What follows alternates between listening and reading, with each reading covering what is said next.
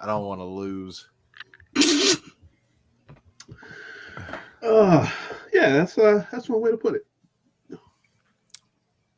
I'm so intrigued. So am I. I'm very, very interested as to Mr. Wreak Havoc's thoughts on today. I will say, how you been? I'm good. I'm good. I'm actually pulling double duty this evening. Well, I figured you guys did Young Kings, which is why I was curious when you'd be free. Yeah, we wrapped up like an hour and a half ago. Yeah.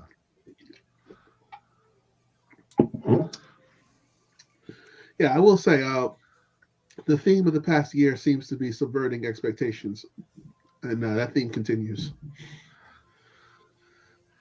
Okay. I have no idea what that means, but we'll get into it. Let's see. I know Will's gonna end his show in like 20 minutes, 30 minutes. He said, then he's gonna come over and raid us with whoever he's got with him. So, Okay. But I mean, if you guys are ready, I can run that intro. I mean, I'm never going to say no to the intro. The intro's fire. All right, Well, let's do this then. Let's do it.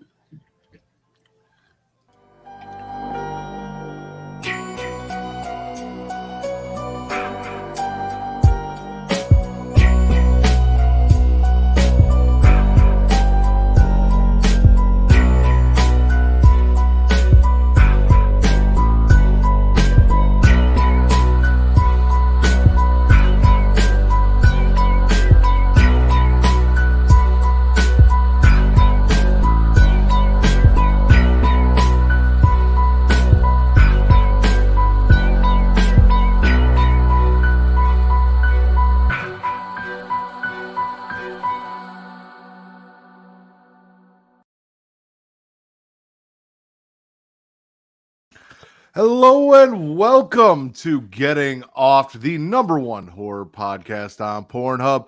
I am your host, the patron saint of podcasting, the Warden Matt Ritter, and I am here with 3/4 of the core for this evening. It is generally a rotating cast, but as always, Miss Katie Kinsey Bay, Shaman of Sheelite, Salted of Step On Me, host of the Sheelite Showcase Inside the Mind of, in the crowd, and story time with Miss Katie Kinsey Bay. I'm always here. It's great. And unfortunately, I can only seem, for the most part, to either get a black host or an Asian co-host, not both at the same time. So this week, we have Mr. Wreak Havoc, host of the temporarily on break Havoc Hour, one half of Young Kings Wrestling, and the person that I started all of this with. How you doing, Reek? I'm good. Have you heard my theory that you and TC are virtually the same person in the podcast world? No, I have not heard this, but I'd love to. Because that's really what happened. Like, you guys each had someone that you started with that, it was primarily a 2-guy show. You were trying to grow and expand it. By fate, by chance, whatever, you happen to come across someone who was working with another podcast. He joins in. It grows out a little bit. Then one person gets a little busier doing other projects. So now the show is primarily left to the other two that are doing it from time for the most part. And, you got Katie that filters in between both shows or all shows at some point in time. Close. I actually started doing this with Travis and Eric, and Travis's goal from the get-go, which he made very clear to me. He said, this is good interracial threesome, by the way. Travis's goal was always to have me have a co-host so he could just come on when he feels like it and do his other projects and not be required here. So that was an upfront thing. The only time it was me and Travis consistently was after Eric left, when I was between boyfriends, between Eric. So Travis was a good fill in there. But yeah, no, I get what you're saying. I agree. I wish I had the hair that TC had, but Yeah, it dawned on me one day when I was having a drive. I'm like, there's a lot of similarities in these situations. He did. He kept me satisfied for a long time. Now now it's like we're a married couple because I only get satisfied once a month by him when it comes to wrestling. So, Oh boy. well, that's not true. I mean, with him it is, but not in my marriage. Anyway, we are here not to talk about how often I have sex, but to talk about Evil Dead Rise. This is going to be a full spoiler review. So if you have not seen the movie and you do not want spoilers, now is your chance to turn it off and come back after you've checked it out. If you have seen the movie and you want to know our thoughts on Evil Dead Rise following our review of the Evil Dead franchise 2 weeks ago, what should be up. Yeah, but we don't talk wrestling weekly. And that's on your terms, Travis. That's not on my terms. Anyway, it has been uploaded. We're just waiting for it to post. Evil Head, the exclusive Pornhub watch along, should be up. I talked to Travis right before the show started. He got the notification. It's fully uploaded. It just hasn't gone live yet. So keep checking back for that. It'll be live. And if you go follow at Getting Off, as soon as it goes live, I will let you guys know. So you can go watch that shit show of a porn watch along with me, Will, and Katie of Evil Head. I'm going to start with Katie. Katie, how did you feel overall in your viewing experience of Evil Dead Rise? I liked it. I had a good time. Besides people in my theater, besides that, I had a great time. I enjoyed the movie. I'm more curious as to what someone else in this call thinks about it. The hub is being difficult. And Kobe, who is also one of our video game streamers over on Creation World, he liked it. What happened in your theater, though?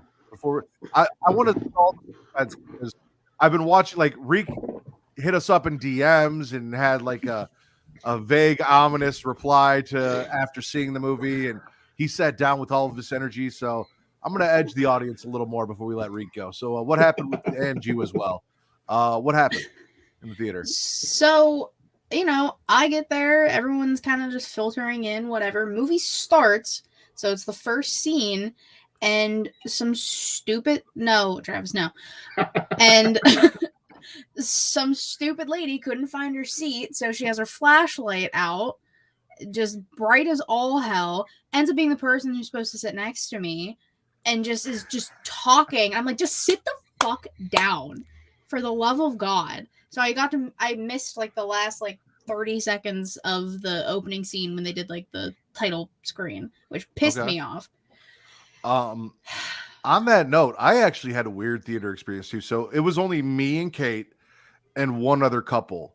And at some point in the middle of the movie, where the four of us are sitting there, they're 2 rows in front of us, almost in the exact same seats, just 2 rows ahead of us.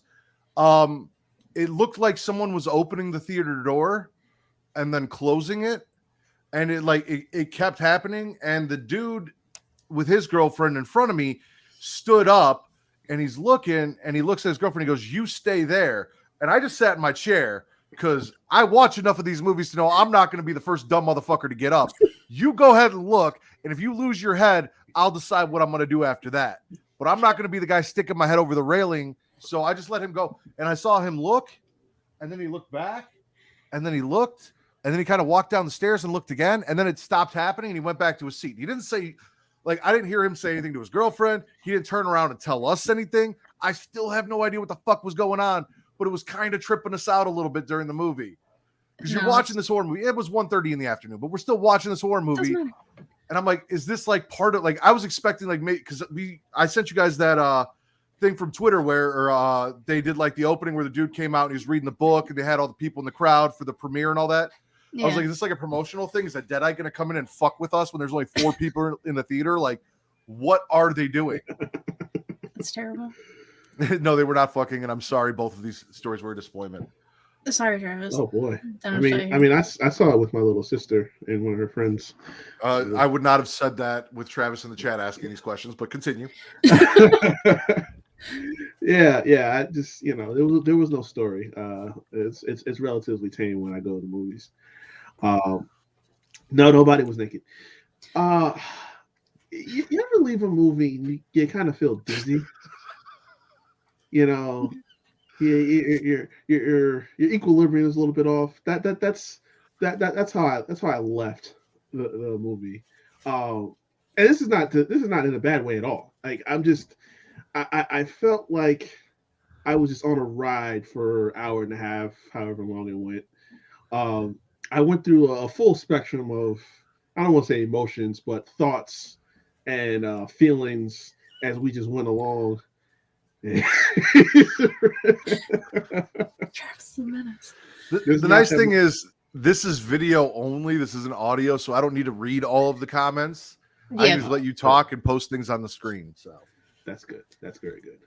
Yeah, no, yeah, they took me for a ride for sure. I have quite a vast amount of uh feelings and thoughts that just circulated through that whole time. I wasn't prepared for it. I will tell you that right now. I was not. I thought I was. I absolutely was not. okay. So overall, did you enjoy it or did you not enjoy it? Oh fuck yeah, I loved it. Okay. Okay. Okay.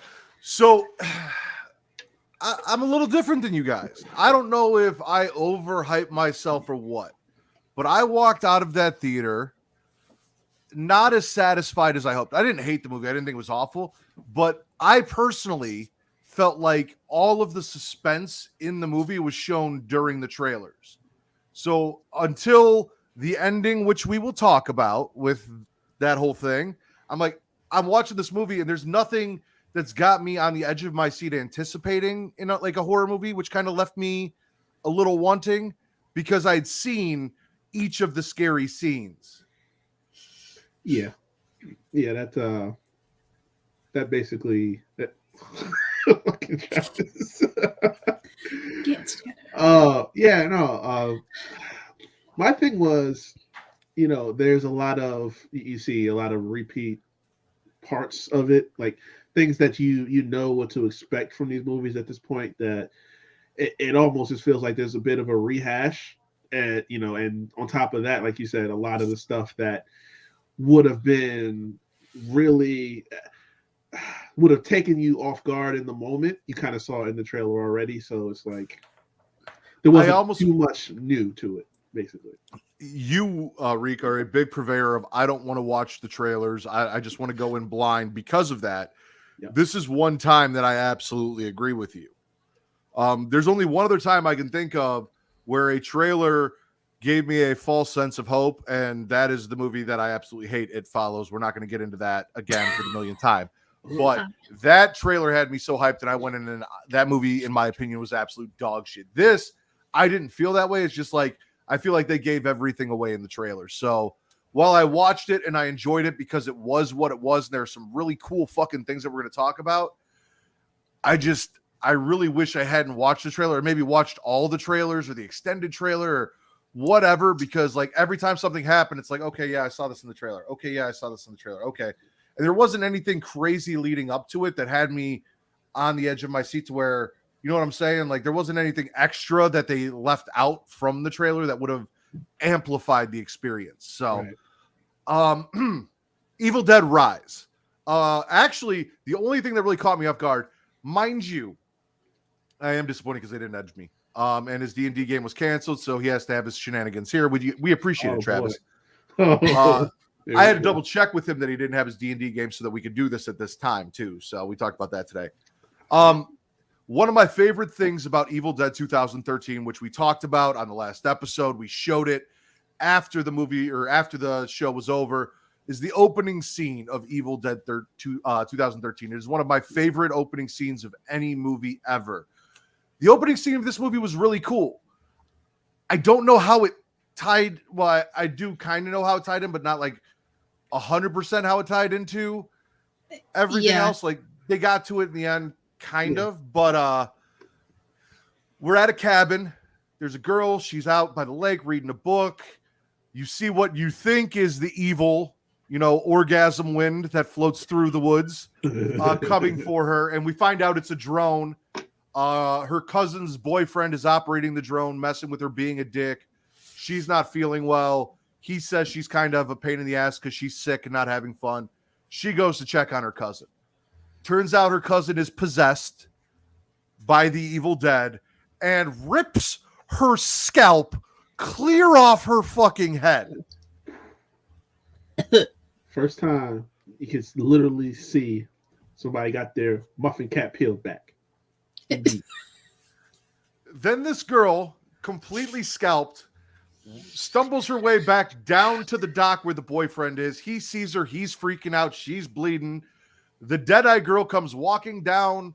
All we see is her feet and the dangling scalp. She drops it, goes after her boyfriend, ends up grabbing the drone, cutting herself, falling into the lake, and then rising up out of the lake like evil Jesus as the credits roll up and we see the title screen before we get into where this movie actually takes place.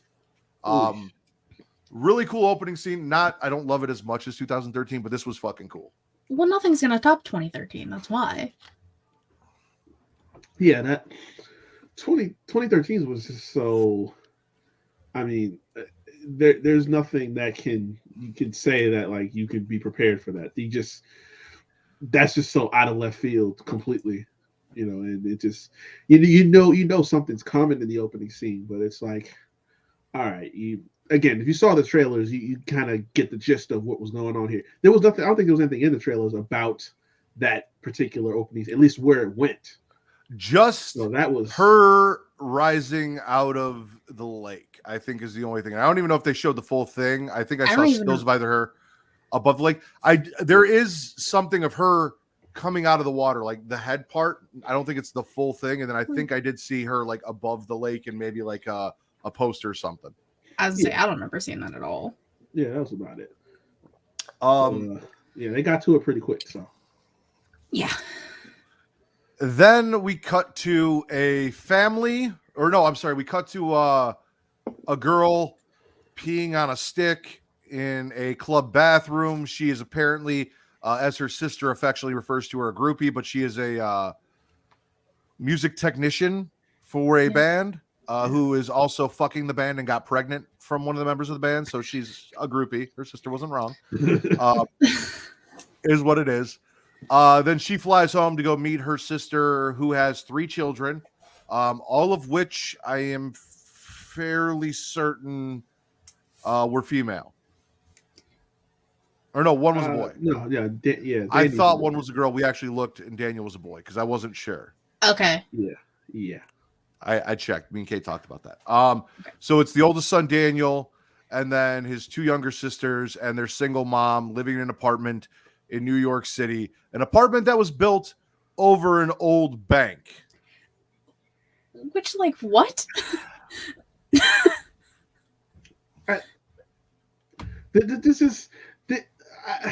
Was it a bank, really? Like, they saw the vault. I mean, yeah, it's a vault, but is it a bank? Because how do you have all of that behind a bank vault? Like, was it a church, a priest, fucking cathedral, something like before it was a bank? Like, we need some clarity on that situation, because what was behind the vault does not match the vault itself, is what I'm saying. Fair enough. Let's talk about that. So Daniel's really into music. There's a scene where the main character, whose name is escaping me for a second, either you got it. Which Elle? Is it Elle? It's at Ellie. Ellie? Yeah. Ellie and Beth are the 2, right? Yeah. Yes. So she is kind of getting ready to confide in her sister that she's pregnant, finds out that her sister's boyfriend broke up with her. Why didn't you call him? Like, they're having this whole back and forth. She sends the kids off to go pick up some pizza and come back. When the kids get back, there's an earthquake. They're in the parking garage. The apartment building's shaking. The floor opens up, and Daniel notices that some of the bank vaults are exposed and hops down there to go check them out. Now, mind you, if I was the oldest son of a single mother who's living in an apartment that's about to be condemned and we have no place to live, I might hop down there to go see if there's some money down there to help mom out too. You know, Reek, come on now. If you're poor and there's a bank vault, you're not going to go look for money. Listen, above ground, you got me. Underground, I don't play that shit. Hell no. It's not happening. Okay. It is not happening. Okay. The risk is not worth the reward. Maybe there's a little more white in me than I thought, I guess. Oh man. So he jumps down there, he goes through, and he ends up finding the Necronomicon, which what I thought was cool is they explain when he's listening to the records that came along with it, which was a nice touch because we had the records in the original Evil Dead with Dr. Nobi's findings that Ash listened to. This was a priest who had this book, who locked it up in this bank vault, who recorded all of his things on record. And obviously Daniel's into music, so he's got the record player, which is why he's able to listen to him play him. It all makes sense. He's a DJ in his room. But he's listening. Did either of you guys know this? Bruce Campbell was in that scene on that record. I just found that out a couple minutes ago.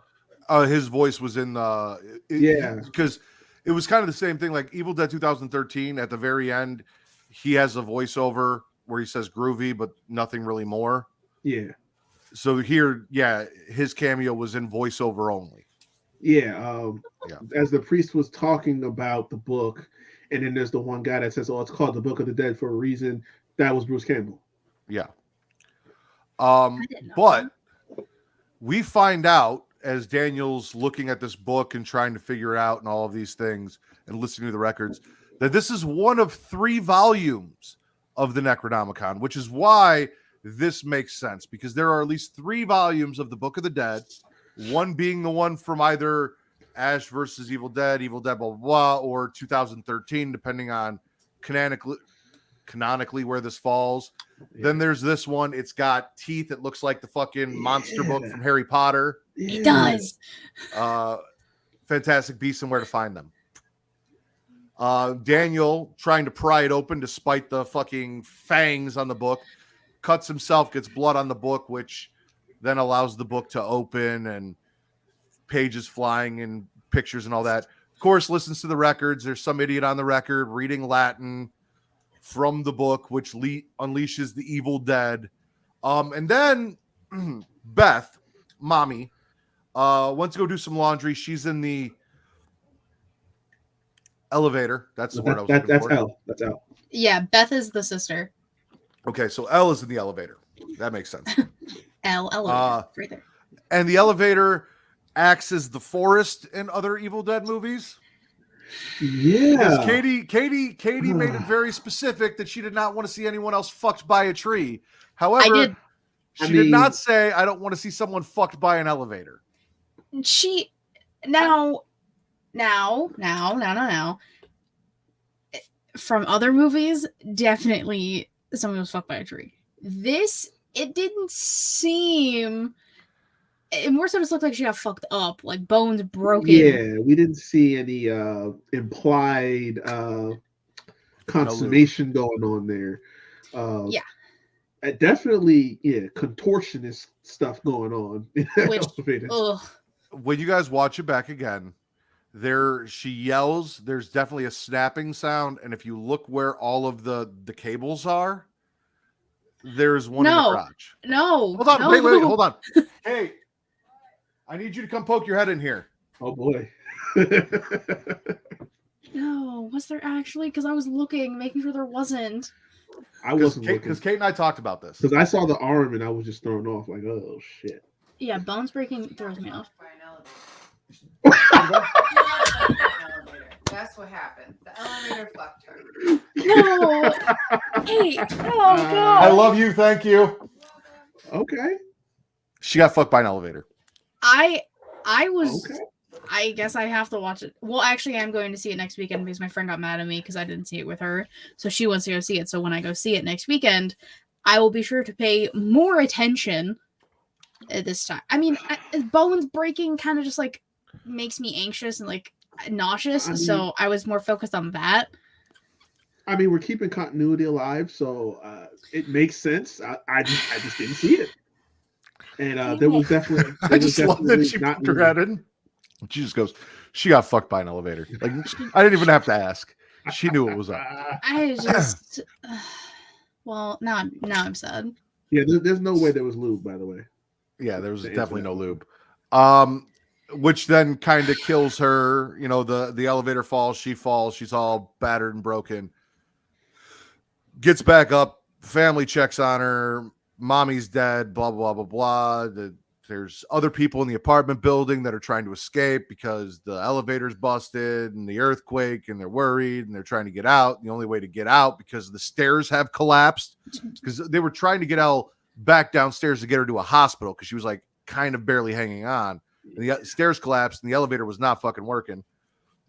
So they're like, oh, this is how we get out. Poor Elle died.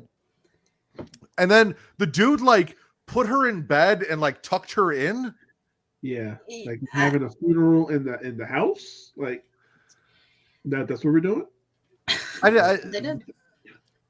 Yeah, that part I get. And then he like tried to close her eyes and her eyes shot back open. At that point, I would be like, no, fuck this, I'm out. Oh yeah, I'm out. She sits up, and her sister's like, oh my God, you're alive. And the kids come in, and it's like, mommy's alive. And it's like, oh no, she didn't have a heartbeat for a very long time. This is not, oh no, something's not right here. And then all of the Evil Dead shenanigans ensue from what you see in the trailer with the possessed mother, them putting her in the bath, you know, her rejecting the water, busting out, blah, blah, blah, blah, trying to murder her children, tattoo guns, all sorts of stuff, as well as we see two of the children get possessed. And mom also goes on a murder spree of all of the neighbors. And my favorite thing, we're sitting there and the littlest daughter, Kate's like, oh, well, they're not going to kill a kid. And immediately after she said that, they killed the little boy out in the hallway. And she's like, oh, fuck.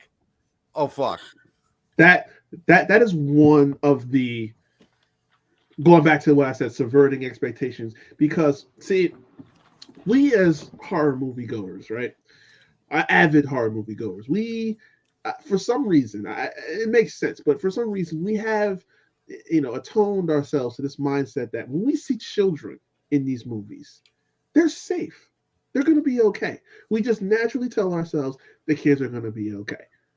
Like, and for some reason, more so within the last couple of years, that's just gone out the window. Like, completely gone out. I was perfectly of the mindset that, you know what, no matter what happens, mom might not make it.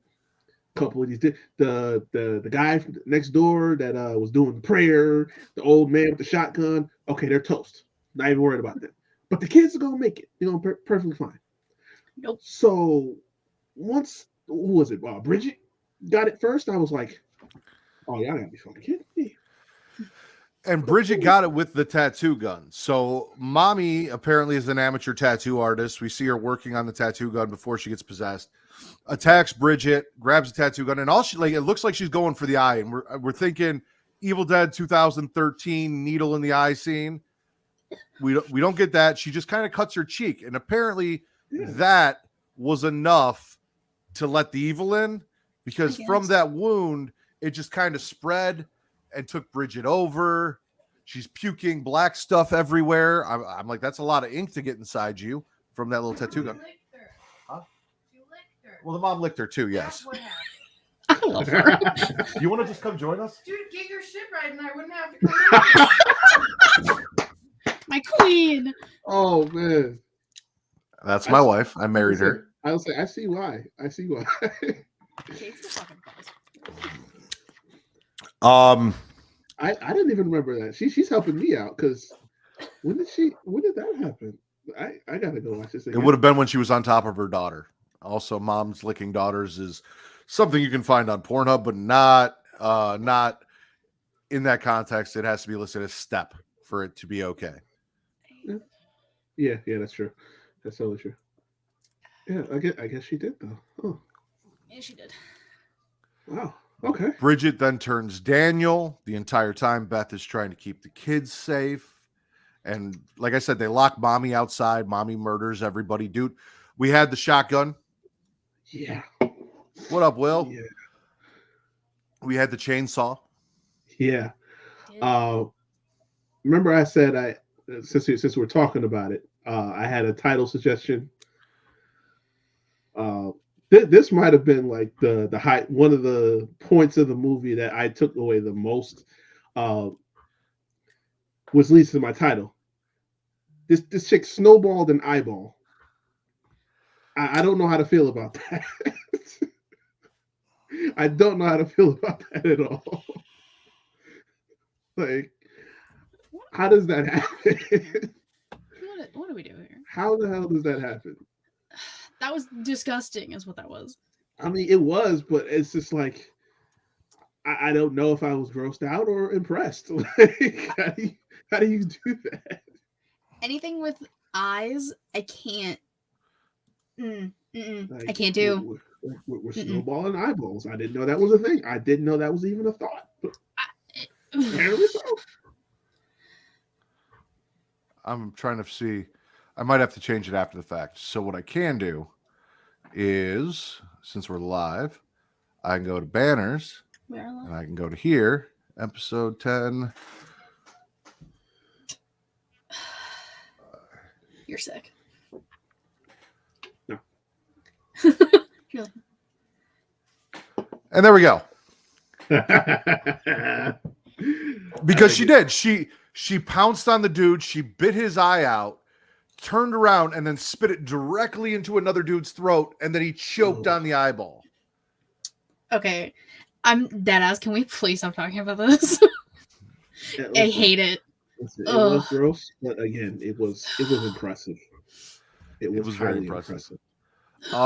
Unfortunately, the youngest daughter, seduced by mommy to let her in, thinking that mommy was okay. She opens the door just a little bit and gets choked hard by mommy. Not in the way that, Katie's thinking when we say things like choked hard by mommy.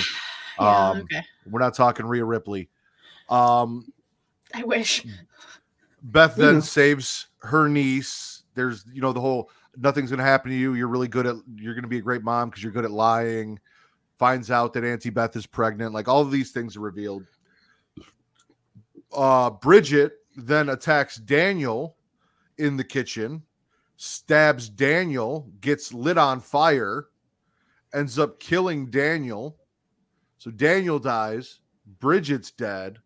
They get out into the hallway. They're trying to escape. They're going to go through the path that the dude with the shotgun talked about, where he's like, oh, yeah, the only way through is through this door, but it's under construction. We're going to have to, get the shotgun and shoot it off. It's going to take forever, this and that, to get to the fire escape since everything's out.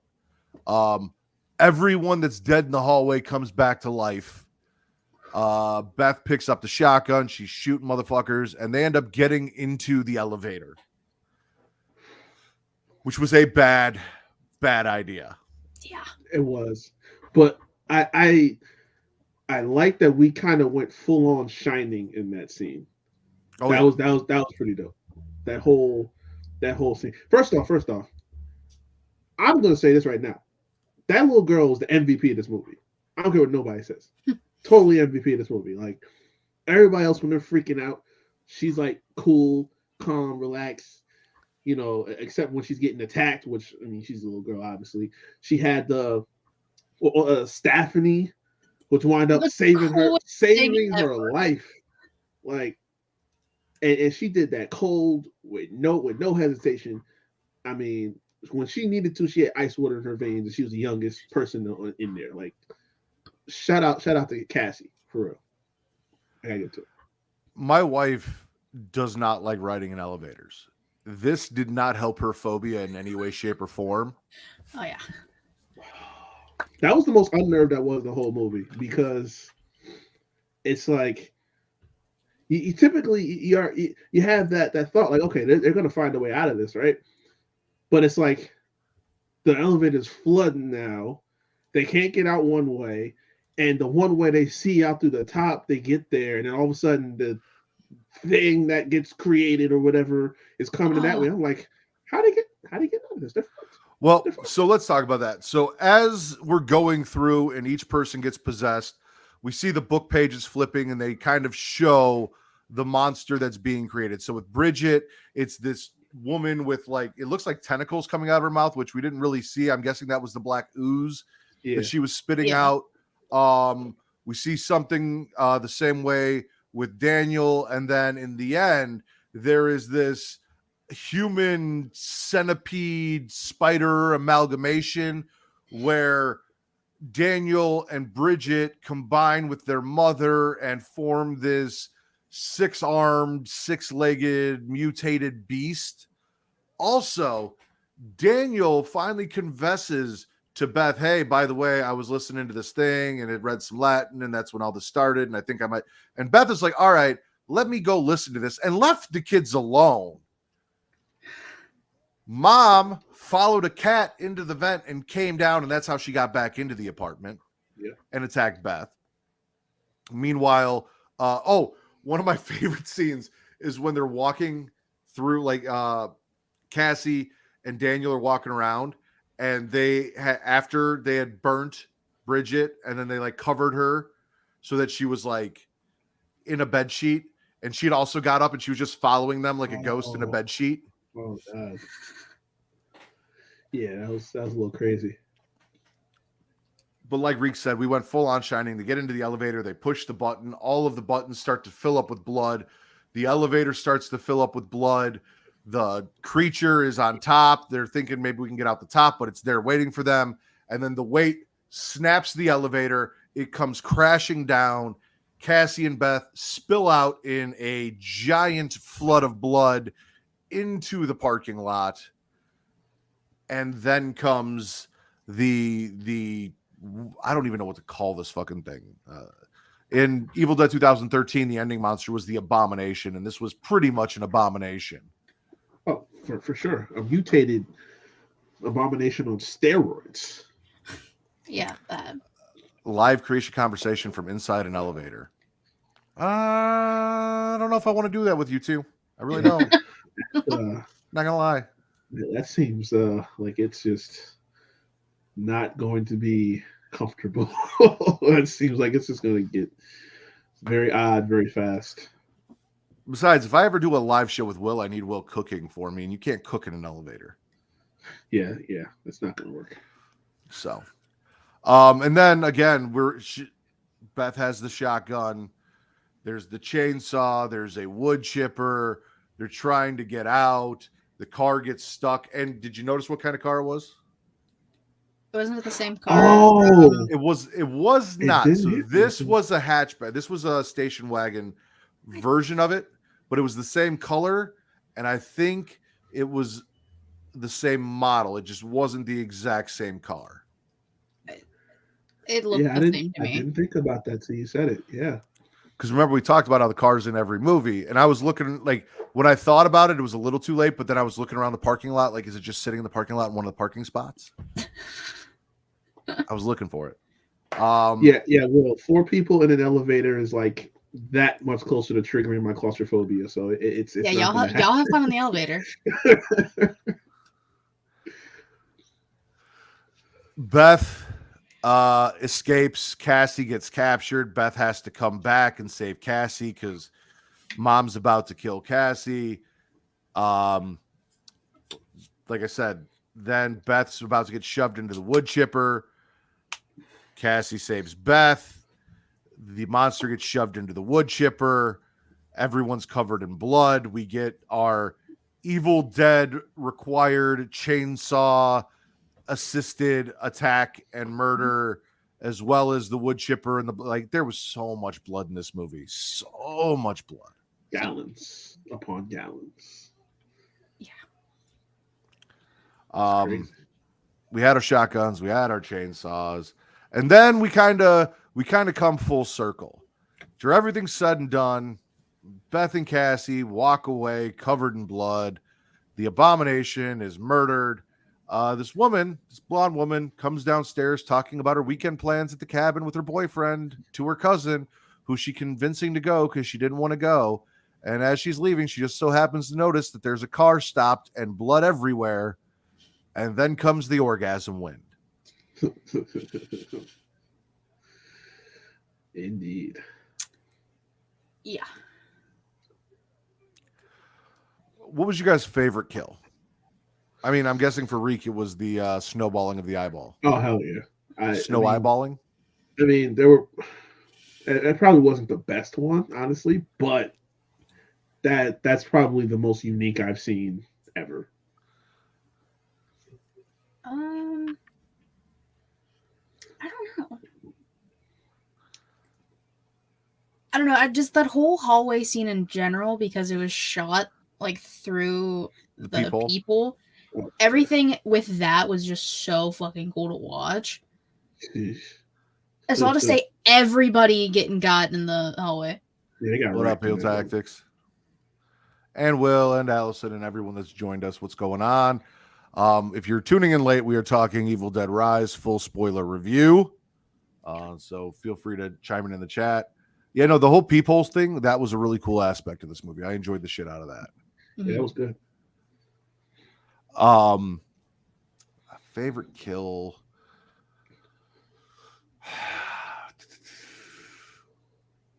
I mean, it's kind of hard not to go with the wood chipper. I don't know why there was a wood chipper in the parking lot of a building in the middle of New York City. Yeah, that's random as hell. I mean, it's built on a bank. There's a wood chipper. Nothing about this apartment complex makes fucking sense. No, True. no, not at all. True. Yeah, that's the easy one to go with because you have a chainsaw and a wood chipper. You're not going to have anything short of a overly gory finish to that. But I prefer innovation over the graphic stuff, which I got there, so it worked out. Okay. Another thing, when Beth was sitting upstairs and she's listening to the records, she's hearing the priest talk about how he realizes that when he said these words and recorded them so other people could, and before he locked everything up, that he fucked up, that everyone was being possessed, and he's tried all of these different ways to kill him and nothing's worked. So he's settled on the only way to do it is dismemberment. Now, when we watched 2013, they gave you 3 ways of killing a deadite: either full body dismemberment, burning alive, or burying alive. In 2013, we went with burying alive. It seemed to work. She came back. Everything was good, blah, blah, blah, blah. In this one, we saw a deadite burned, did not kill it. We also heard him say that I believe he failed because the body parts just kept coming back to life. Yeah. And then we saw the head was still talking to her, talking a whole lot of shit after the fact. Oh man. Yes, because she does take off the head, and so essentially the only way to kill these deadites was, I mean, to fully kill them was to make sure there was nothing left of them to come back, shredded, and survive. Yeah. Because she was she had the chainsaw and she was just lobbing body parts, or no, it was a shotgun. She was shooting body parts off. She shot the leg off in the hallway. She shot the arm off in the hallway. Yeah, that was a cool scene. I really enjoyed that too. And poor Cassie's got to sit there and watch her mom get shot to pieces by her aunt. But see, that's what I'm saying. Like, this kid, she the MVP.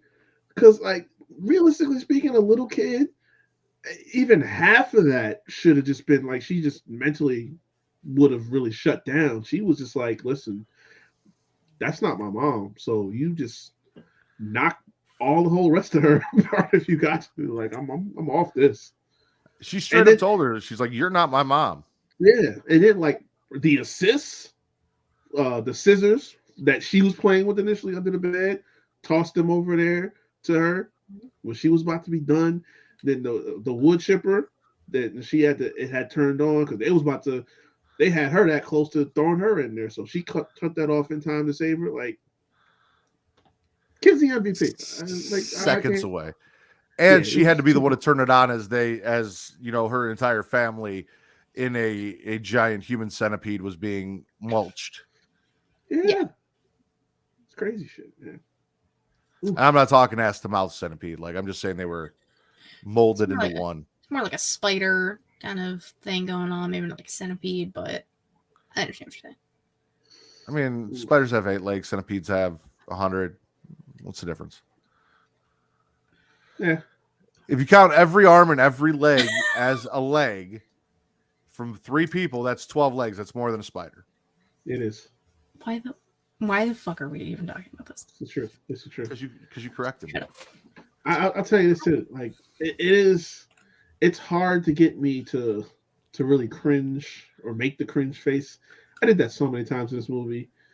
Like I knew about the tattoo gun and stuff like that are all close to the eye. I had forgotten that there was a scene where she was eating glass. Yep. And it like and the it starts poking out of her. Oh my god. That was just like I mean, crazy. the cheese grater to the calf. Ooh, yo. Oh my god. Yeah, I wasn't ready for that shit. Yeah. Ooh. This was a good. I mean, if you like graphic violence, I would recommend going to see this without watching the trailer. Personally, I feel like it's going to have a much harder effect. But this was not a bad movie in any way, shape, or form. I did enjoy it. I just kind of wish that I'd gone into it blind. It's fair. Yeah. See, yeah, and this is why I make that case with trailers, because they go over the top sometimes. And it's worse with this because it's not a very long, like I said, it's only like an hour and a half, maybe hour 40. So it's not a long movie anyway. So if you're adding so many scenes of a movie that's essentially taking place in one main location, it's kind of just setting you up to, I don't want to be don't say disappointed, but you're gonna have a lot left on the table that you were looking forward to, which I guess was what you were feeling. Yeah, no, with everything I saw in the trailer, I'm like, oh well, then there's gonna be so much more. Yeah. Which is kind of what I think Evil Dead 2013 gave me, or maybe I just didn't. Maybe back 10 years ago, I watched one trailer and I was like, oh, and I got excited and I went in and it gave me so much more. Maybe I was just riding, because like you said, when you give me an opening as great as the 2013 opening, it's really hard to reach that level of, and that's kind of what I thought they were going for. And maybe a little bit of what I was hoping for. I might have just overhyped myself a little bit going into this. I might have set my expectations a little too high. Maybe. That absolutely could be. And in no way, shape, or form am I saying I didn't enjoy the movie. I did. I just wanted to enjoy it more than I did. That's fair. Yeah. We forgetting it? Oh, so we talked about it. There are 3 Necronomicons. We don't know where this story takes place in the canon of Evil Dead. If this is, I mean, we know it's its own separate thing because it's its own separate book, but we'd have to assume that at least one of the other books possibly is the one from 2013, based on kind of the way this was shot and it went. Like there were a lot of homages to the original Evil Dead. Mm-hmm. And like just the severed head and the talking and the shotgun and the chainsaw and all of these things. They even did, I'm trying to remember exactly how they did it, but they did something very, because when you look at the original movie, Cheryl, the sister, gets fucked by a tree. She's possessed. She comes in. She starts attacking everyone. And then they kind of lock her up. And she's just kind of watching as everyone kind of gets possessed and things happen, right? Mm-hmm. We see that through Katie's peephole, where instead of being locked in the cellar and poking her head up, she's trying to look into the peephole and view what's going on. She had already gotten to Bridget. Bridget was getting possessed. Bridget was attacking people. And the peephole is like her cellar looking in, and she's essentially the Cheryl character because she got fucked by an elevator instead of a tree. Yeah, that makes sense. Uh-huh. So we have all of these parallels to the original Evil Dead. We have the, I'd say, overall tone of the 2013 Evil Dead. It felt like it was shot more in that tone. Yeah. 100%. As opposed to the other movies, especially Army of Darkness and Evil Dead Dead by Dawn, which I know Reek absolutely loves. They're top tier favorite movies of his. So really love that Monty Python-esque shit. But they kind of do homages to that too, because when they were all on the ground reanimating and forming Voltron over there. They started they're yelling to them as they get on the elevator, "You're all going to be dead by dawn," and then they kept Yep. saying "dead by dawn." I was like, Yep. "Oh, okay." Yep. That was in there as well. That was in there Okay. as well. So if you're looking for an Evil Dead movie full of homages to everything previously in the franchise, I definitely suggest go to check this out. Like Katie really liked it, Reek really liked it. I enjoyed it. I just set my hopes a little too high. Listen, I have gone on record repeatedly as saying Evil Dead 2013 has been my favorite horror movie of the last decade. So this Evil Dead, just from what they gave me in the trailer, set me up to believe that this, even though I knew it wasn't the same director, and I kind of wish it was going for that same kind of tone. So it had a very high bar to live up to. Yeah. That's not that movie's fault. I set that bar. This is Matt's fault. 100% my fault. And again, Yeah, I'm no. going to buy it. I'm not saying I didn't I like this better than I liked Halloween Ends. Well, I mean, we know that. Yeah, that was no secret. And Michael Myers is my favorite horror movie character. And going back to what I said earlier, you know what I picked up on recently that it didn't dawn on me until I brought this up. Again, kids, you see them, you think they're all safe. This most recent Halloween trilogy, there was at least one kid that was murdered in every one of those movies. Yeah. Most of them by Michael. The second one, 3 kids were murdered. Exactly. Yeah. Yeah. So I mean, like, kids are not safe anymore. That's the lesson that I'm taking away, especially after this one. All right. So through the core 4, we've all seen Megan, correct? Yeah. Yes. We've all obviously seen Scream 6 because that's why the core 4 even exists. Exactly. Even though it was the end of last year, it wasn't this year. It was within the last year. So we've all seen Halloween Ends. Mm-hmm. Now we've all seen Evil Dead. Is there anything else in the recent? What else have we covered? Anything recent horror that I'm forgetting that we've covered within the last year that came out? What have we done? I mean, we did everything Chucky. Yeah, but that wasn't a movie. So. I know. I'm kind of just thinking about everything we've done. In the last year, there was that the Netflix Texas Chainsaw, if you count that. Okay. Yeah. Did we talk about that?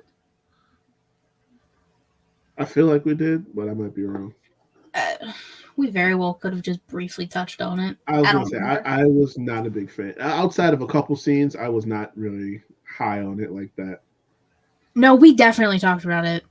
Yeah, I think it was episode 5, and for some reason, episode 5 is not in the playlist, and neither is episode 1 of Getting Off when I'm looking at our page. So we did Halloween Ends. Then we did movies that scared us. Then we did the slasher verse, and then episode 5, which I'm pretty sure was Texas Chainsaw Massacre, including the new one. Yeah. Then we did the Christmas themed one in January. Mhm. Megan Loves Movie Trailers, which was a Megan review. Scream, and now here we are. So we'll look at Texas Chainsaw Massacre on Netflix. We'll look at Megan. We'll look at Scream 6, Halloween Ends, and this Evil Dead Rise. I want you to take those 5 movies and rank them in the order that you enjoyed them most to least. Ooh. Let's see. Well, you can put Texas Chainsaw right at the bottom. Okay. And at 5. 4, I'd give to Megan. 3, I would probably put Halloween Ends right in the middle. Then probably Evil Dead and then Scream. Yeah. Is that your list as well? Okay, That's so my list is the same as yours. Give him a second. Oh, okay, there we go. My list is the same as yours, except Megan's last, Texas Chainsaw above Megan. Okay. Yeah, I think those can just be interchangeable. Yeah. Yeah, I think the only reason I don't have Megan last is because I didn't really go into it with much expectation. I just kind of figured it just was what it was, and it's just kind of slightly surprised me a little bit. Not, I don't want to say surprised me. It just did a little bit better than I actually thought. But that's My about it. only issue with the Texas Chainsaw Massacre was I needed to know how Leatherface got into that fucking old lady's house. Like that is all I needed, and I would have been perfectly fine and enjoyed the shit out of that movie. There was a lot of fun shit in there. The bus scene alone Yeah. made that movie for me. Megan had nothing for me that lived up to that bus scene. That is true. That is true. Halloween Ends is only above Texas Chainsaw Massacre because it had Michael Myers. And that is it. Okay. I just bought it. I own it. It's in the collection. It is very low on my list of Halloweens, and I have rewatched it. It is the Halloween 3 of the new franchise, and for me, that's not a good thing because it still has Michael Myers in it. Neither here nor there. I enjoyed this. I just didn't love it. I fucking loved Scream 6. So we are all in agreement that so far through 2023, and seeing as this did come out in 2023, our favorite horror movie to date of 2023 is still Scream 6. Oh, yeah. Fuck yeah. As we go through the year, because there's a lot of horror still coming out this year that we're going to have to check out. I know, Kate, if I get a chance to see Pope's Exorcist, I know Katie wants to talk about that. She's already seen it, so we'll do that one. There's a lot of stuff we'll have to talk about coming up, but as of right now, Scream 6 is sitting at the top of the horror movie mountain for the Getting Off podcast. It is still king. We will see if it can hold its crown through the end of the year. It might. Yeah, no, that was really good. It was really good. Is there any? Okay, so we talked about 3 books. Do you guys want a sequel to this? Do you want to see maybe a new story in a different location with another book? Do you want something more about the books? Why there are 3? Where do you want more from this than what we got? Do you want to see more? I would. We'll put it this way. I would like a third just so that I can erase Army of Darkness from my memory bank. And it makes sense because there's 3 books. And I do like the fact that, like in this movie, it's a completely, like, it's Evil Dead, but it's a whole new story. There's no tie-in to the previous movie at all. It's just completely, completely brand new, from a storyline perspective. And you can do that again if you want to, or you could, bring it all together. There's options, just as long as we're staying on the beaten path and not veering off like we did with Sam Raimi and that shit he was doing. So if we're staying like that, hell yeah, give me a third movie. I'll go see it. Well, mind you, Sam Raimi and Bruce Campbell were executive producers on the 2013 movie. They were involved as well. Yeah. And we watched trailers for Ash versus Evil Dead, which was Sam Raimi, which you both still need to watch so that we can cover that as well. Because I have a feeling you both are really going to enjoy Ash versus Evil Dead far more than you did the last 2 movies. And from the trailers, you guys both seemed kind of stoked about it. So, Yeah. I mean, I love franchises. I love lore. It's what hooks me. It's why Halloween is one of my favorite franchises. The more you give me, the more I want.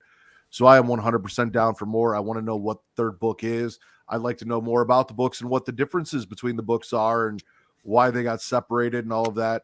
I'd also like them to tell us where in the franchise, like, is it the 2013 movie that is the first book, or are we just going to get 2 new stories with 2 new books and completely erase 2013? Like, I'd like to know that as well. So I also think it'd be cool to have Beth have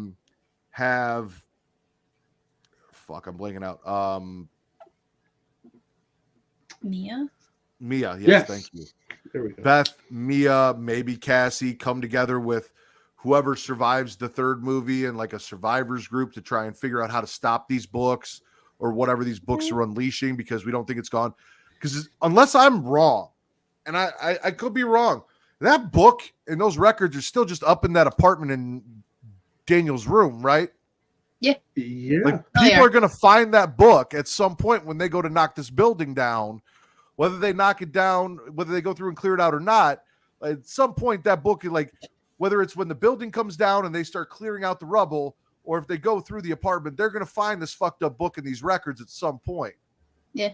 Well, not just that. I mean, even I don't think in the first movie, I don't think that the book ever got put away. Like both of those books, when they found them, were wrapped up, contained, put away, like basically just smothered so that they couldn't open it up and unleash this shit. And in both cases, they were left out in the open, wherever they were, in the cabin or in this apartment. So there's nothing that's really keeping it from spreading. I mean, at the end of the movie, they shredded up, Dead-eyed Voltron, and then still the chick got hit by it at the end of the movie. So I mean, all it did was unleash the orgasm wind to possess someone new. Like it lost its host. Well, at least the cabin in the woods, A, burned down, and B, is kind of in a remote disclosed location. This is in this is in New York. Yeah. This is right up the road from you guys. Yeah. Couple hours away from Katie, right? Yeah. Yeah. Not far from Reek. Definitely like an hour and some change. Thanks for reminding me. So, and there's a lot of fucking people in New York, and I'm sure there are a lot of people in New York looking for an abandoned building and somewhere to sleep that could come across this book. Also, the fact that there are at least 3 volumes that we know of per this priest gives credence to the idea that I had for my slasher verse. It plays into that, so I fucking love that. Yeah, about that. Because we could do the 3rd movie as a Jason reboot. We could. That could be where the other one is, at Camp Crystal Lake. That might be dope. Could be how we do this. Just saying. Might be. Saying. Might be. I don't know. We'll have to find out. I don't know. But did New Line ever give up the rights to Jason? So Like that's something that's still part the of the way conversation. that it works, because I think Katie and I talked about this on an episode. Victor Miller has the rights to everything that exists in the original movie. So Jason as a boy, Pamela Voorhees, the name Friday the 13th, and everything in the original story. Yeah. Sean S. Cunningham has the rights to everything but those things. Okay. And there was news and rumors about them developing a new movie, maybe a series about Jason. And through that, both Victor Miller and Sean S. Cunningham came to an agreement to where they would allow those things to be and happen and so on and so forth. I even think that it was mentioned that it was going to be like an origin story for Pamela or something. I don't remember the full details, but I know Katie and I talked about it on a show. Yeah. We did. And I don't remember anything about a Because I haven't heard shit about Pamela origin story, but I know they're relatively close to doing something with that series. I know the they Camp said Crystal Lake I think it was supposed to be like Jason as a kid or something like that. Yeah. That might have been. It might have been young Jason with Yeah, the Victor Miller stuff. Right. But they also talked about, referencing and using things from the future and Sean being involved. And Yeah. there was a group cooperative agreement, but I also still haven't heard shit about that since. So, Yeah. Who even knows at this point? Katie? In the meantime, y'all can remake Friday the 13th while you're at it. Yeah. Yeah. Did you answer? Did you want to see a sequel? I know Reek and I talked quite a bit. It's fine. Yeah. When I heard them say 3 books, that kind of like caught my attention because I was always under the impression it was just 1 book. So I was very confused. It would be interesting to see. I do like your idea of kind of having a survivors group kind of coming together in the end. That could be interesting. But I mean, that's if they include 2013 in it. But yeah, I like the idea of, new story, new book, new location. It's like, I don't know. It has me intrigued. I mean, based on how it's done already, especially in the box office, they're definitely going to make another one. So it's just a matter of time. I'm down. They're making money off the movie. So I'm going to Finally. subvert my expectations for the next one unless they bring back the director from the 2013 one. So I'm not Yeah, lower your overly bar. excited going in. Lower my bar a little bit, Lower the but bar, Matt. I'll definitely go see it. And I'm definitely going to pick this up and buy it and add it to my collection. Hopefully physical, but physical copies of movies are hard to find. And like I was talking to my wife about that because like we went to Target and I was looking, and Target and Walmart, where they used to have this expansive selection of movies, it's all like a fucking column now. Yeah. And she's like, well, you can always just, get them on Amazon. Problem with that is you never know like what version you're getting, because I've ordered some shit on Amazon and I've got like the European version of the movie, which won't play on any of my shit. Fuck is that? My mom, so like it's got a different rating on it. It'll have like a little square with a different rating, and it's they lock Blu-rays and DVDs for countries, so it can only be played in certain countries. And all of your DVD players and Xboxes and PlayStations, you select a country when you initialize them, so it knows what country you selected when you set them up.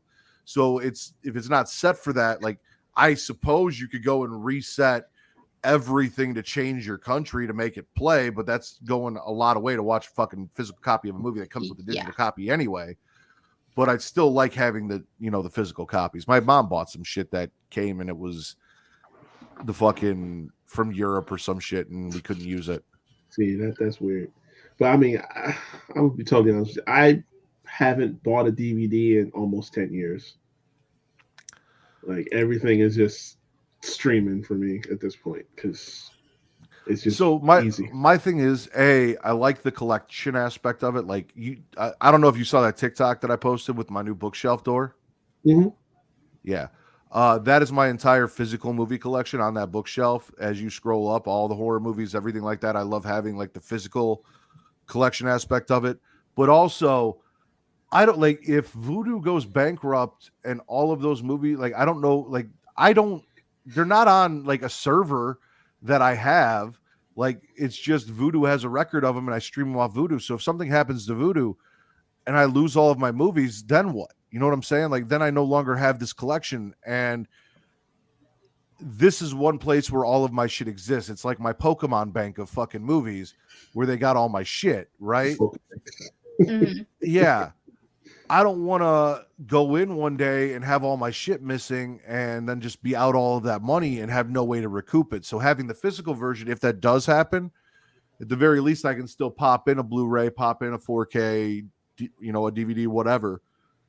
I still have it physically if I lose it digitally, because you never fucking know. Yeah, that's true. Katie. Why don't you go ahead and plug yourself for everybody? Okay. You can follow me on Twitter at KatieRasson13. The link tree I'm about to go. Things She Leads Showcase. Twitch.tv/She Leads Showcase. Wow, I really struggled with that one today.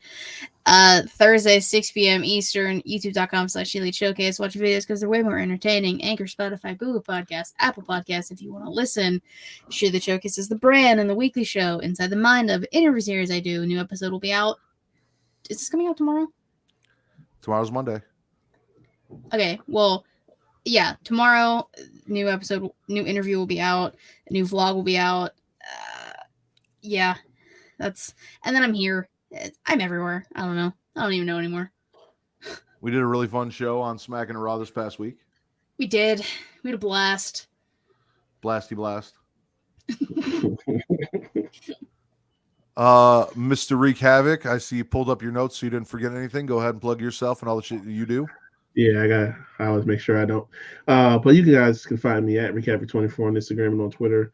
You can find, if you're a wrestling fan, just finished up a recording of Young Kings Wrestling that should be out tomorrow, or by the time you're watching this, Monday. And as Matt mentioned, the Havoc Hour, which split between sports and entertainment and movies, where the idea for this kind of started. All that content is up on Instagram, Anchor, Spotify, Google Podcasts, and YouTube for the more entertaining versions of it. Speaking of that, I got my redemption because I don't know if he told you, but we did a redraft, not a redraft, but a draft between Raw and SmackDown since the draft is coming up this week. And me and him just did a quick, it was 12 rounds. But I got my redemption finally. So you guys will hear that when it comes out. We'll see. We'll see. No, I know I did. I know I did. You'll have to tell him after the fact who you Without- drafted last time. Without question. We don't need to discuss that. Matt knows. No, He was told, and he might not remember. We should I maintain that I wasn't there. You literally were there though. No. And as always, you guys can follow me on Twitter only at Matt Ritter, that's MATTRIDDER. Also at Getting Off. If you go to at Getting Off, not only will you get updates when we are going to go live with our next episode and what we're talking about and all of those things, and you can come talk horror with me, but in my pinned tweet is a running list of every episode that we have done of both Getting Off and the Havoc Hour. So you can go back and enjoy our conversations as we introduce Katie to movies, as we talk Nightmare on Elm Street, Friday the 13th, Halloween, everything that we already mentioned that we've done for Getting Off leading up to this point, including the, Chucky TV series and movies that Katie and I ran through on the very first episode of Getting Off with Justin. All of these things are available and all the links to them are in the pinned tweet. Or if it's easier for you, just go to youtube.com/Creation World. And everything is there. There's a playlist. I will get on Travis on getting the first and fifth episode added to that playlist because I don't know why they're not there. There might be a reason. Maybe they got pulled from YouTube. I don't know. But they're all there. Or my favorite place for you guys to go check us out, pornhub.com/models/Creation World, where you can check out all of this, as well as, again, very soon. And if you follow Getting Off, that will update you as soon as I see that it's live. The porn watch along that we did for Evil Head. If you don't know what I'm talking about and you're curious and you want a taste of it, you can go watch the porn watch along that we did for the Texas Dildo Masquerade, which is live, which has 1,000+ views right now on Pornhub. So go check that out. And then also get Evil Head up that high as well. I would appreciate it. The idea of you guys jacking off while listening to me make fun of people in the Rack's voice makes me extremely happy. So go do that. You're saying Katie Kinsey has a following on the hub. Stop. She does. Stop. We're not talking about this on here. We'll talk about this after the fact. I mean, this is going on Pornhub, right? This is going on Pornhub. Oh, okay. So yeah, this is relevant to the conversation. Apparently, you have a following out here in these streets. I don't know. I'm gonna say it. I'm gonna know. Also, we are under the banner of Creation World, so please check out all of our sponsors. AdamandEve.creationworld.com. Use code erotica for 50% off. One item and free shipping. Dog.com or dog.creationworld.com for up to 64% off, and w.creationworld.com for use code Creatia for 10% off your order. All of those things, all of the links are in the description of this episode. Please go check them out and support our sponsors so that we can continue to keep bringing you and doing the things that we do here. If you have any thoughts, comments, leave them here, leave them on Twitter, send them to us. Let us know what you thought about Evil Dead. I appreciate you all. So for the sun that is shown through the sliding glass door at the mall and the Rack's favorite African-American podcaster, I am the patron saint of podcasting, the Warden Matt Ritter, and this has been the #1 horror podcast on Pornhub.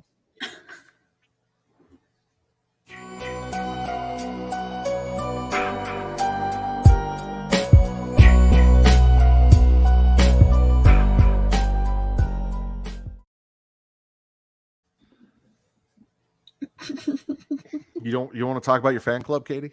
No, but I don't fucking understand. Why?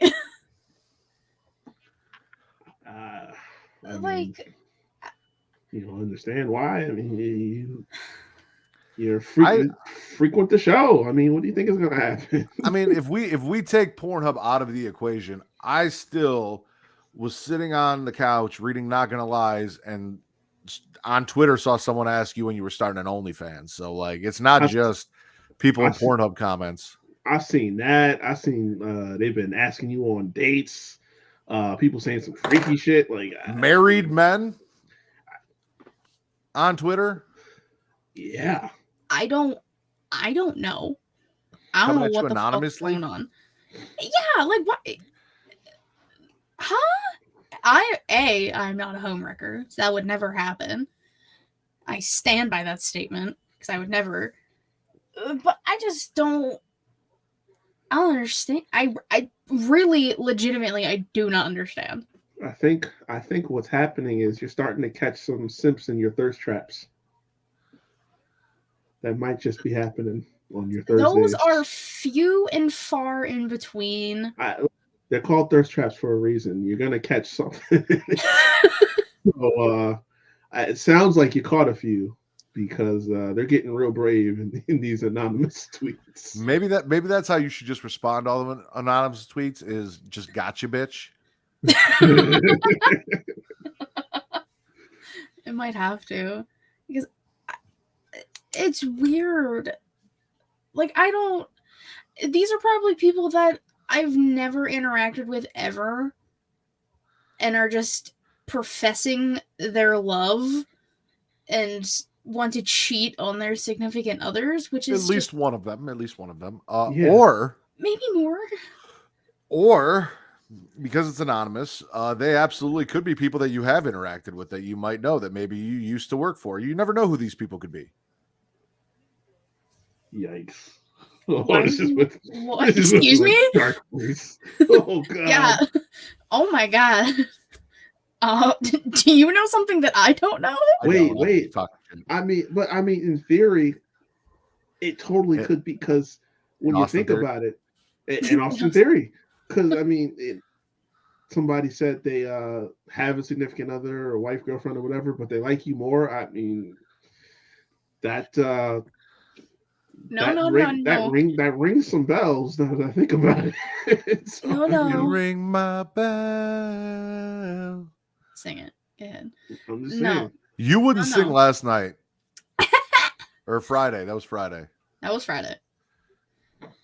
I don't know what we were trying to get you to sing. Oh, Roxanne. Roxanne. Which I sing in my head every time I say her name. Mm. It's a great song. Yeah, but no, we're not putting all of that into the ether because I'm just saying, now that he mentioned it, you might want to launch an investigation and see what you find. I'm gonna be honest with you, Reek. I think because I said the last thing she wants to do is launch an investigation to find out if there's any credence to it. So, but no, I was just bullshitting. Like you said, it's probably someone that you've never met before. I mean, it could be someone that you've met through an acquaintance that maybe you've done it inside the mind of, and is just too scared to. I'm not talking about the married person. Like there are other people. I know you did try and look up the screen name of the person on Pornhub to see if their Twitter matched their screen name. I did not because I have never seen a screen name like that in anything of mine. So I'm not gonna lie, I'm a little jealous that no one's like hitting on me and the fucking. It's my fucking show. Because you're not showing shoulder, Matt. I don't know what to tell you. You yelled at me for weeks. You yelled at me for weeks to show some shoulder, and I did. That might be part of it too. Look at that. The shoulders. You're on Pornhub showing skin, and you're surprised that people are starting to want more. Showing shoulders. That skin, is it not?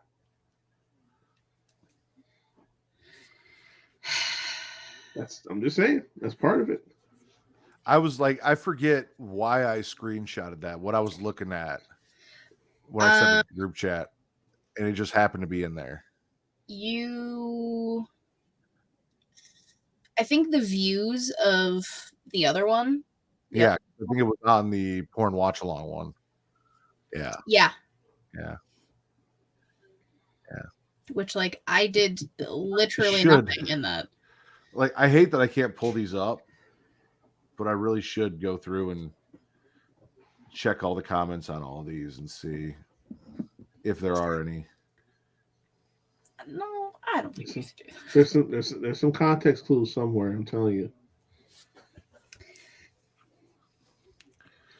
Because I know, like, we did Travis's D&D thing, and I know that one had a comment where someone was asking for a part 2, and we never gave them a part 2, and that was a year ago. And Travis did say, yeah, it's coming soon, and that was over a year ago. So apparently Travis's coming soon is different than my idea of coming soon. Alrighty. Our second most viewed features the 3 of us and Tim King. Nice. 2 brides, 1 gangbang. Smacking around. I Episode remember that 241. I remember that one. Yeah, that was fun. And no comments.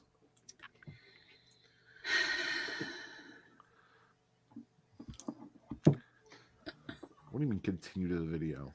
I mean, this is not just it's just a thought. If you get to a point where you want to know that bad, the most foolproof way to do it, to catch them all, is if you hypothetically started an OnlyFans. Then they're all just going to file in. But I mean, that's you and your prerogative, honestly. But if you get to a point where you want to know bad enough, you'll find out that way. Yeah, but like, I kind of don't want to know everybody showing up. No, that kind of, I don't know. I'm also so sick and tired of people in those not gonna lie things being like, when you start an OnlyFans, fuck off. It's if and when I want to do it. I get asked it every fucking time I do one of those. Every single time. Yeah, well. Damn, Reek. I believe your debut episode was Let's Wreak Havoc, episode 161. Yep. Yeah. What was that, like 2 years ago? Yeah, 2 years ago. Shit. This has been quite a ride. I'm looking. So those wrestling girls did really well. Something Anal did really well. Deadass Releases and Index Love, Bed Bath and Beyond, Lights Out Women's Main Event, 200, episode 200. Oh yeah, that was fun. Was a time. What is an unsanctioned match with which was TC's debut? Oh man. Oh, I'm never gonna forget that. And that one is right below the Texas Dildo Masquerade Watch Along, which is right below Two Brides, One Gangbang, which is right below our most view video, which was the D&D thing. So that's like TC's debut is number 4, 5? Wow. 4. Yeah, 4. That's insane. On the list. Yeah, that's infamous by now.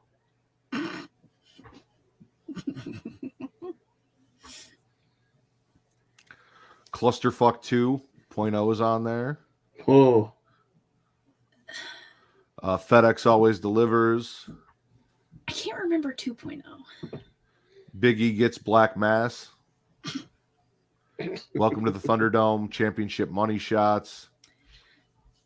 Bailey Destroys Sasha, which I'm pretty sure I'm not on that episode. That's Vince and Travis. So I know that that's why Bailey Destroys Sasha was the title, because I wasn't there to come up with something creative. Mm-hmm. Yeah. I don't know. Travis isn't watching anymore, so I can say that.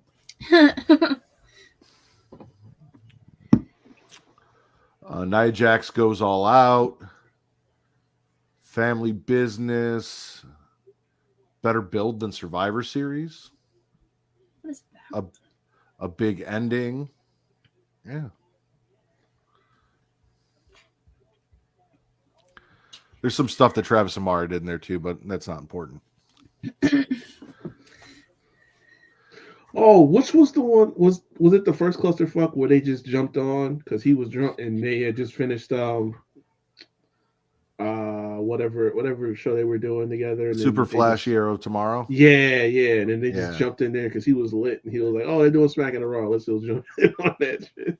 Yeah. That Yeah, that funny. was the first one. Clusterfuck 2.0 had to have been Charlie and Pretty Kyle. It was. Charlie locked Definitely. in the basement. Yeah. Yeah. Oh god. I'm so That was- happy that I was a part of both of those. I was a part of 3. But we didn't Pretty sure, name it. yeah. We didn't name it Clusterfuck 3.0 though. No, because there was one that we named, wasn't it like Cock Keysmith or something like that, or Cocksmith? Cocksmith. That was you guys and Vince. Yeah, I wasn't on that one. yeah. That's That No, was I another think one. you Yes. weren't. Matt wasn't even there. No, I was there because I named it Cocksmith. I'm the one that said Cocksmith. Yeah, I thought it was. What Charlie am got I mad at thinking me. of then? and that's where the thumbnail Vince had Randy's body with his head on it. Charlie's head on it. Yeah, Yeah. yeah. Which one am I thinking of? I thought there was an episode where it was like Vince, Reek, Just, and someone else. Because you weren't on it. I don't know what Well, that, that was the one I'm talking about. Would have been Charlie, Pretty Kyle, me, and then probably Vince. I don't know what one I'm Cocksmith. thinking of. There aren't very many episodes I'm not on, so Yeah. Yeah, I know. But like I distinctly remember you weren't on it. And I know it was Reek, Vince, Just, and I know there was a fourth person, but I can't remember who it was. This is gonna bother me.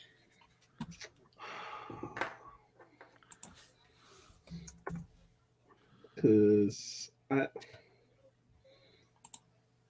sounds right. Like That I don't know episode. when it would have been.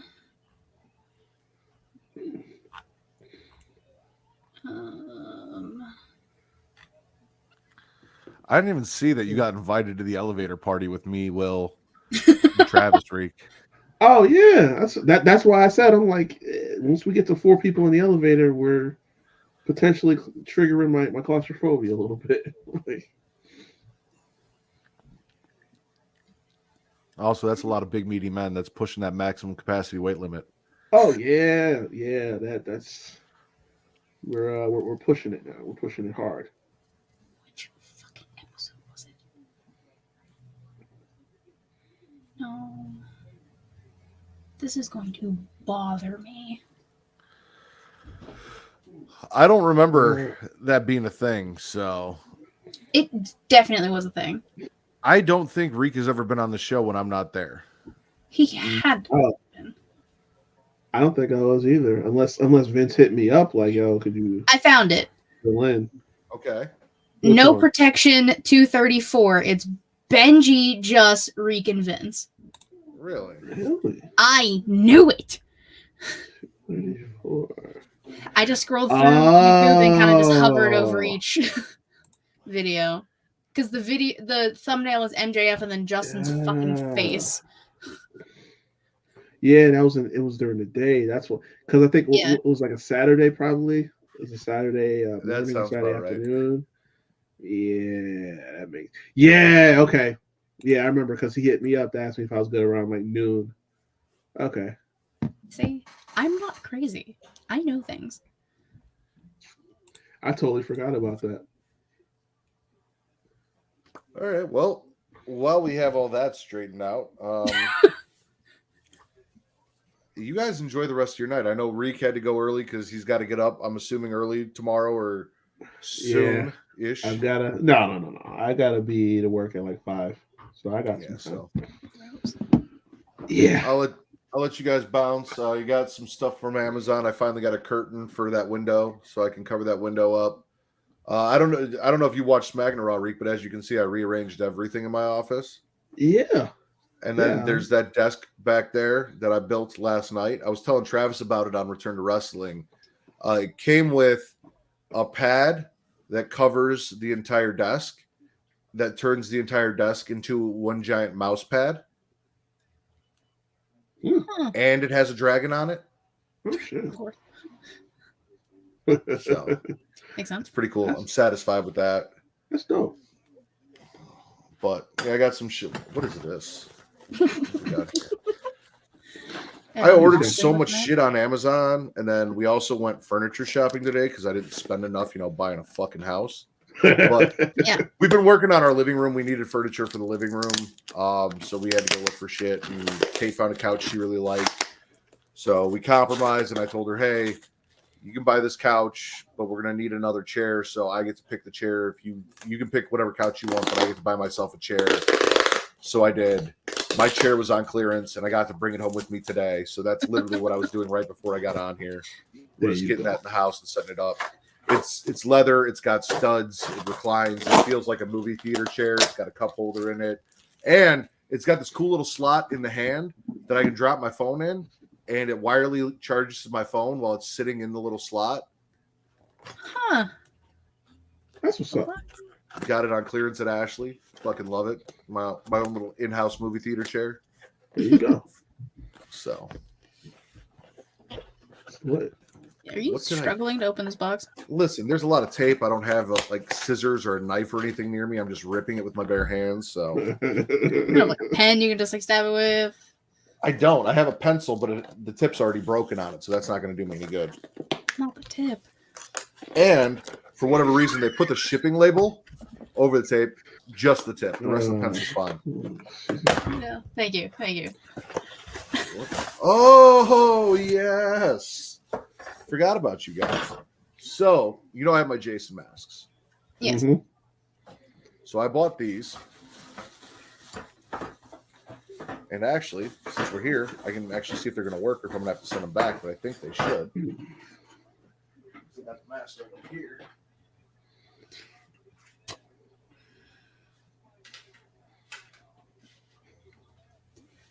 So it's a mount. It screws to the wall. And a mask. Oh, Oh, okay. So I can mount the Okay. mask on the wall. Good shit. nice. I dig it. And they sent me 4 of them, so I can put up 4 of the 1, 2, 3, 4, 5, 6, 7 masks. So I need to get one more order of them. I'll put up the ones that are autographed first. Of course, as you should. Yeah. So this is that, and then there's the bar that I opened up, and I know that there's a package with the curtain. That means that that's got to be the light for the upstairs closet that we created that did not exist. I have done more like DIY home improvement HG TV shit in this house than I've ever done in my fucking life. I mean, but you got your bookcase door, which is one of the coolest things I've ever seen in my entire life. It really is. Like the fact, like, all props to Kate for that. So my dad and I were talking, and the way this whole thing worked, right? The whole scope of like this house was, I was putting in money, my dad was putting in money, my uncle had bought the house, and the deal was I would get the mortgage. Once we sold our house, use that money for the down payment, and then whatever money my dad had helped put into like get the house ready for us to live in for his grandchild would be added on the mortgage. And then when the company gave that money to my uncle, my dad would just recoup all his money, right? Mm-hmm. So, well, because my dad had that mindset, he was just like, "Oh, we should do this, and oh, we should do that." I'm like, "Well, hold on, like I still have to pay for all this shit. Like I need to afford it, right?" He wanted to buy like a bookcase door because I always wanted one. I've talked about it my entire life. I've always wanted like a hidden room behind a door for like an office or my bedroom or something, a bookcase. He wanted to buy a kit where like it actually like you hit a latch and it like swings open. Oh shit! That was expensive. That was very expensive. Huh. For sure. But I was because this was like my fantasy and something I've been dreaming of. I was pretty much ready to like risk it for the biscuit and just fucking do it, right? Mhm. Kate goes on TikTok and finds this TikTok of this woman who bought a bookcase from IKEA, an IKEA bookcase. They modified it, did a bunch of different things to it, but they did it the way that we did it. So they bought wheels. They put the wheels on the bottom. They did the cabinet, like heavy duty, like 500-pound capacity cabinet sliders above the door so that you can pull the bookcase to the side and, you know, it covers the doorway and it looks like the doorway's hidden. Ooh. And she sent me that. And I'm like, hey, I'll buy everything. But Dad, do you think we can make this happen? He's like, yeah, I think we can. So he already had wheels. I bought the bookcase. I built the bookcase. I ordered the sliders. And everything we ended up needing to get this done was all stuff that was pretty much left over in the house from the person who owned it. Like in my garage, there's a bunch of like old wood and trim and shit like that. And like we needed a couple specific pieces and we had them already. Like it worked out perfect. Like the trim that we had to put around the bottom to hide the wheels because the wheels had to raise the bookshelf up like almost 6 inches, so they had to be like big kind of wheels. So we needed like a 7-inch piece of trim. We had a 7-inch piece of trim to go around the sides to hide the wheels so you can't see the wheels. Like everything we needed was just sitting out in the garage. Like I didn't have to go buy everything that I thought I was gonna have to go buy on Saturday. I was ready to go buy. Like we just had scrap shit that worked. There's still a little bit of touching up left, but if Kate hadn't have found that, I would have spent way more money on this fucking door than. And I might not even have it right now. And the only reason that I have it right now is because Zoe decided she didn't want to take naps anymore and invaded an episode of Creation Conversation while my mom was watching her. So then we couldn't put that episode up on Pornhub because my mom told my dad, he's like, Matt built that bookshelf. You need to we need to do that to keep her out of Matt's room. So we need to do that this weekend. So got it done. And I fucking love it. Another cool thing, since we're on getting off, I was so in the doorway on the outside bookshelf, right? Yeah. But in the office, when I look in the doorway, it's an empty doorway and it's just the back of a bookcase, the back of an IKEA bookcase. So like that bullshit ass board shit, right? Mm-hmm. The people that did it, like they bought a piece of plywood and they replaced the whole back with a piece of plywood and did all this stuff to it. We didn't go that far. That was a little farther than I was willing to go. So what I was looking for was a curtain to hang in the doorway. And I found this curtain on Amazon for $20. They will print any picture that you want on the curtain and send it to you. So I have a curtain coming sometime between like May 12th and June 2nd. That is almost the full length of the door that will hang in the doorway. That is the Getting Off logo. Because the only thing that I do not have, like I have, except for the new logo, I have shirts of every Smacking It Raw logo, right? Mm-hmm.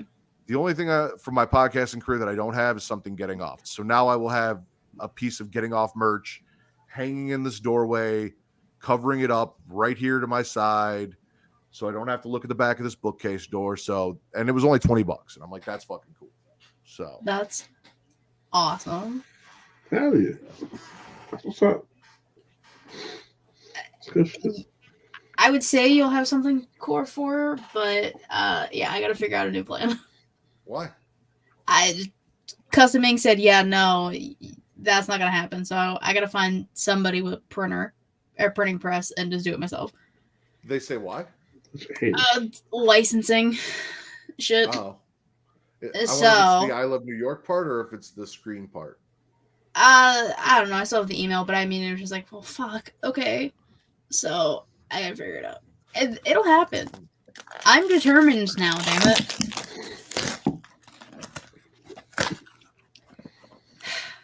Well, we all appreciate it, and it's gonna be dope as shit when it does happen. For real. If it happens. I don't know anybody with a printing press. I mean, you literally just said you were gonna make it happen, so. Well, okay. Also, what? Like I know I'm in Chicago, so we have Pro Wrestling Tees here in Chicago, and there's also there's another company besides Pro Wrestling Tees that Pro Wrestling Tees is in that just prints t-shirts. But you could probably just look to see if there's a t-shirt printing company in Pittsburgh or in your area that you can go to. I'm sure a major city like that has a place where you can just go and get t-shirts printed off at. Well, I kind of just thought about this now. realistically, I could just ask my sister to make them. What does your sister do? She has a Cricut, which is basically you can print anything on anything. Oh, So yeah. if I give her like the logos and everything for the shirt, realistically she should be able to make it, and I'll just buy the shirts for her.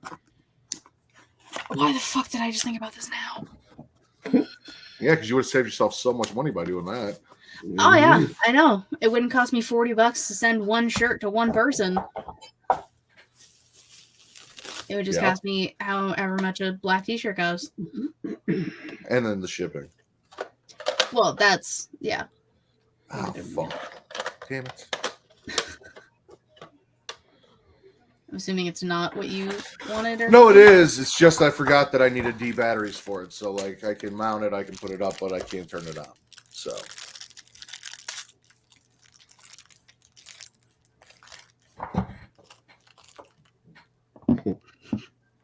no instructions.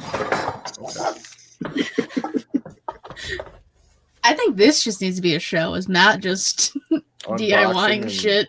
And being confused. At the very least, they're YouTube reels. There you go. What's included per light? 4 screws, 4 anchors. Okay. Okay, I see where the screws go. Okay, never mind. We're good. Okay, we're good. I really because I'm reading this and anything. it says technical details and then battery installation. Like I'm a fucking idiot and don't know how to put batteries in something. I'm like, I don't need battery installation. I need mounting instructions, but I don't. I see it now. So, we built that closet upstairs. So it was originally, okay, that's good because this blue's an ugly ass color. That's just a film. Originally there was a front door there. And I don't know if you guys remember, but we bricked up one of the front doors because they had built an addition on that connected the garage to the house. So it's like a little mudroom area that they had built on. And for whatever reason, there was a door to the mudroom, and then like 5 feet away, there was another front door. And we were like, why do you need 2 front doors? Why do I need to either walk into the dining room or the kitchen when they're 5 feet apart? So we knocked the front of the mudroom out. We put a new door in, built a whole front for it and everything like that. Me and my dad did all that shit, got all that squared away, made that the main entrance to the house in the front. And then we bricked up the other door. When we did that, that front door that let you into the living room, it walked into like a closet. Like when you walked in, as soon as you walked the front door, there was a closet in front of you, and then it opened up into the living room. We're like, well, this is just going to be weird now that it's just a wall, because now it goes back. So we decided to frame it out and turn it into one big closet, which is still an ongoing project where we put the frame up and we drywalled it and we're mudding it and all that. So that's still going on, but we turned that into a closet. However, because we turned it into a closet, there's no electrical in there. So now it's dark as shit in that closet. So I needed a battery operated light that I could hang in there. So we had a light in that fucking closet so that I could see in there, A, while I'm working, and B, like when we go in there to get shit. Makes sense. So that's what I bought this for. God damn. So I'll mount that on the ceiling, and when we walk in, the light will just turn on and be like, hey, let there be light. I feel like God. Exactly what you need. What are you trying to say? Oh, I don't know. I mean, I already feel like a Jedi every time I walk into like a Walmart. So nothing wrong with that.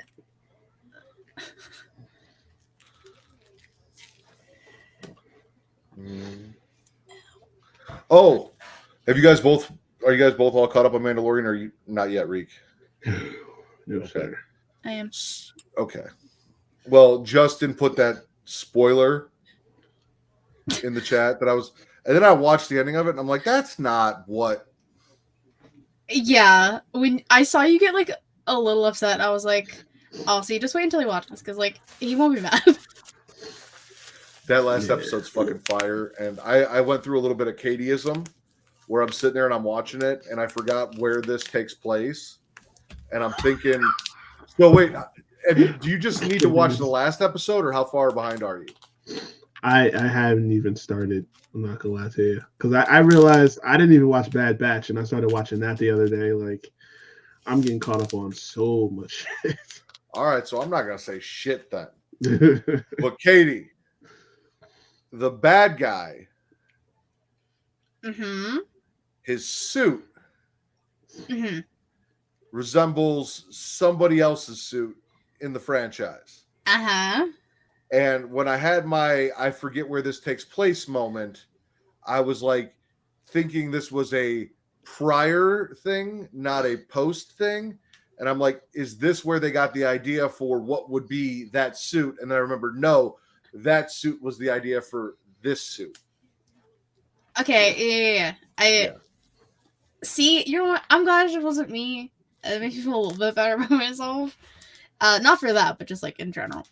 I think it's because like the only time they discuss the Mandalorians is Clone Wars, and then they're just kind of gone. Yeah. So when the fact that they existed through the original trilogy, but were not really around outside of Boba Fett, Yeah. and then they bring them back and they're still a race, it makes you feel like you're back in the prequels, and this is something that took place after Yeah, like the I Clone had Wars, like but it's way farther. no in the knowledge future. besides I get Boba it. Fett, and I was just like, Yeah. I'm fucking like, huh? But I mean, it makes sense. Reek, you're gonna love it when you watch it. I'm sure I will. I'm sure I will. Where's that? And I can't believe what they wow. did to that weapon. Oh, dude, I know. I was pissed. My jaw dropped. I was like, no way, nuh-uh. Ah, So. see, doesn't this make you just want to go like watch it? Yeah. I think I'm gonna do that. You know damn well you're just gonna go to bed. Well, I usually put on something before I go to bed, so why not that?